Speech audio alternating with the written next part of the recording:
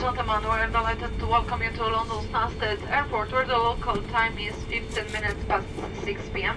Please remain seated with your seatbelt securely fastened until the aircraft has come to complete stop and the captain has switched off the fasten seatbelt sign for you. Please exercise caution while opening overhead lockers, cause items of your carry-on luggage could become dislodged during landing and may fall out and cause injuries. For passengers who smoke, please refrain from doing so until you reach the designated smoking area, usually outside the terminal building. Your larger portable electronic devices and laptops must be still switched off and stowed in your luggage, but you may use now your mobile phones and tablets.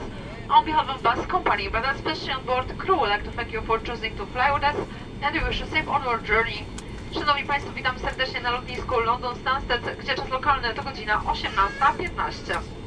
Bardzo prosimy o pozostanie na miejscach siedzących z pasami bezpiecznie zapiętymi, nie tylko do momentu, kiedy samolot zupełnie się zatrzyma na swoim finalnym miejscu postojowym, ale też kapitan wyłączy znak zapięcia pasów dla Państwa. Bardzo prosimy o ostrożne otwieranie schowków ponad Państwa głowami, gdyż bagaże podczas lądowania mogą się poprzesuwać, mogą wypadać i powodować urazy. Dla tych z Państwa, którzy palą, bardzo prosimy o powstrzymanie się od tego do momentu, kiedy znajdą się Państwo w wyznaczonej już specjalnie do tego celu strefie, zwykle poza budynkiem terminala. Państwa większe urządzenia elektroniczne i laptopy nadal muszą pozostać wyłączone i schowane w Państwa bagażu. Mogą natomiast Państwo już korzystać z telefonów komórkowych i tabletów.